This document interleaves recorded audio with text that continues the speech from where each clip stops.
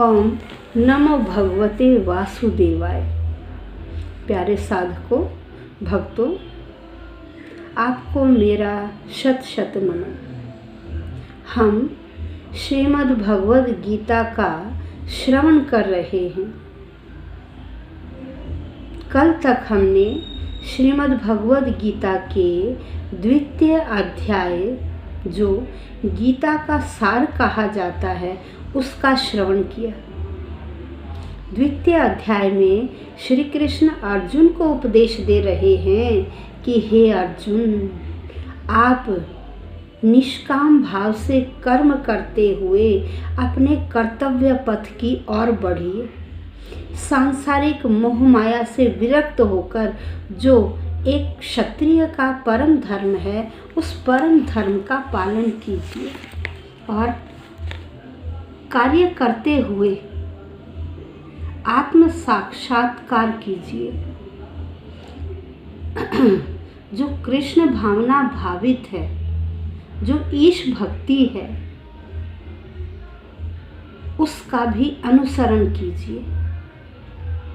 आज हम तृतीय अध्याय, जिसमें श्री कृष्ण कर्म योग के बारे में बता रहे हैं। कर्म योग का विशद वर्णन किया गया है, क्योंकि श्री कृष्ण ने अर्जुन को सकाम और निष्काम दोनों कार्यों के बारे में बताया और बार बार यही कहा कि आपका कर्तव्य कर्म करने में है, आप फल की इच्छा मत करिए। सांसारिक मोह माया से विरक्त हो जाइए, इंद्रिय विषयों की ओर मत भागिए, अपने कर्तव्य पथ का अनुसरण कीजिए। तो इतना सुनने के बाद अब अर्जुन कुछ कह रहे हैं। आज हम तृतीय अध्याय, जिसे कर्म योग नाम से जाना जाता है, उसके प्रथम श्लोक का श्रवण करेंगे। तो आइए, प्रथम श्लोक में क्या कहते हैं अर्जुन।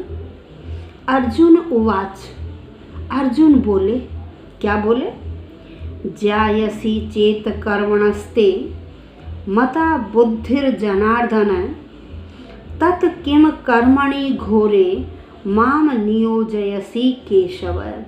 यहाँ अर्जुन कह रहे हैं कि हे श्री कृष्ण, आपने मुझे सकाम कर्म निष्काम कर्म दोनों के बारे में ही बताया, तो फिर आप मुझे इस सकाम कर्म की ओर क्यों प्रेरित कर रहे हो? भाई, मुझे ज़बरदस्ती आप युद्ध की ओर क्यों धकेल रहे हो?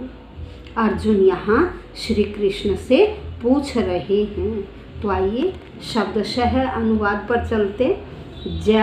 अर्जुन उवाच, अर्जुन बोले, ज्यायसी का मतलब होता है श्रेष्ठ। चेत यदि, कर्मणः सकाम कर्म की अपेक्षा, सकाम कर्म की अपेक्षा, ते तुम्हारे द्वारा मता माना जाता है, मता माना जाता है क्या? बुद्धि को कह रहे हे अर्जुन। यहाँ अर्जुन कह रहे हैं, यहाँ अर्जुन श्री कृष्ण से कह रहे हैं कि हे श्री कृष्ण, जनार्दन का मतलब क्या? हे श्री कृष्ण, हे जनार्दन, यदि आप सकाम कर्म की अपेक्षा बुद्धि को श्रेष्ठ समझते हैं, तो तत् तो किम क्यों कर्मणि कार्य में घोरे, इस भयंकर कार्य में माम, कैसा भयंकर है? जो हिंसात्मक है। भाई, आप तो कह रहे युद्ध करो, युद्ध में क्या मैं हिंसा ही तो करूँगा, औरों का वध ही तो करूँगा। आप हिंसात्मक इस घोर कार्य में क्यों माम, मुझको नियोजयसी लगा रहे हो? आप मुझे इस घोर भयंकर हिंसात्मक कार्य में क्यों लगा रहे हो? क्यों मुझे प्रेरित कर रहे हो कि मैं युद्ध करूं? केशव, हे केशव। यहाँ देखो दो बार, एक बार जनार्दन कहा, एक बार केशव कहा।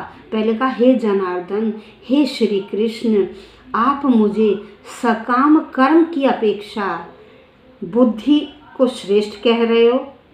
आप बुद्धि को क्या कह रहे हो? श्रेष्ठ। सकाम कर्म की अपेक्षा बुद्धि श्रेष्ठ, आप मुझे ये समझा रहे हैं और फिर मुझे इस हिंसात्मक कार्य में प्रेरित कर रहे हो, ऐसा क्यों? तो देखिए, इससे पहले अध्याय में श्री कृष्ण ने अर्जुन को इस शोक सागर से उबारने के लिए उपदेश दिया कि अर्जुन, आप इस शोक सागर से बाहर आइए, ठीक है। क्योंकि बार बार उन्हें बुद्धि योग अर्थात कृष्ण भावना भावित, जब हम निष्काम कर्म करते हुए ही अपने ईश की ओर ध्यान देते हैं तो वह क्या कहलाता? कृष्ण भावना भावित। कह रहे आप मुझे बार बार दूसरे अध्याय में कृष्ण भावना भावित के बारे में समझा रहे हो कि निष्काम कर्म करिए, निष्काम कर्म करिए। कह रहे ऐसा क्यों? उन्होंने कहा कि देखिए, बहुत सारे व्यक्ति इस संसार में क्या करते हैं, केवल सकाम कर्म में ही लगे रहते हैं, वह कृष्ण भावना भावित नहीं होते। कुछ लोगों को आपने देखा होगा कि वो ढकोसला टाइप हमें दिखता है कि 1 घंटे पूजा में बैठे हो, लेकिन उनका ध्यान उस ईश्वर की ओर नहीं होता। वह व्यक्ति केवल दिखावे के लिए, कुछ व्यक्ति संसार में दिखावे के लिए पूजा पाठ करते हैं, उनका मन कृष्ण भाव में नहीं है, अपने इष्ट की ओर नहीं लगा हुआ, वह सांसारिक विषयों की ओर भागता हुआ केवल दिखावा करता है कि वह ईश का स्मरण कर रहा है। तो अर्जुन कह रहा, भाई मैं ऐसा नहीं हो सकता कि मैं केवल दिखावा करूं, नहीं, यदि मैं कृष्ण भावना भावित हो जाऊंगा तो मैं इस तरह का कार्य नहीं करूंगा।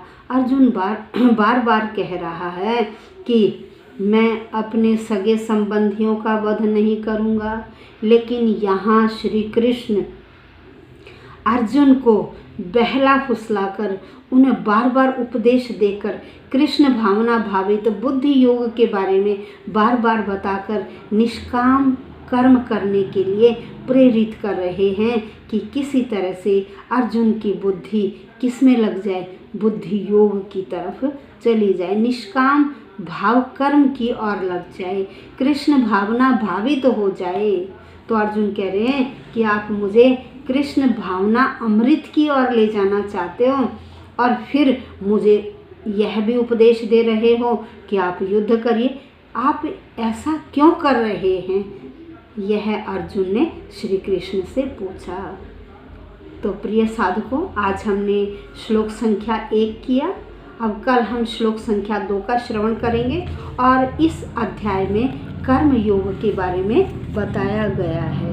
धन्यवाद। यदि किसी ने चैनल सब्सक्राइब नहीं किया हो तो वह चैनल अवश्य सब्सक्राइब कर दें, ताकि प्रतिदिन का नोटिफिकेशन आपके पास पहुंचता रहे और आप गीता अमृत का आनंद ले सकें। धन्यवाद।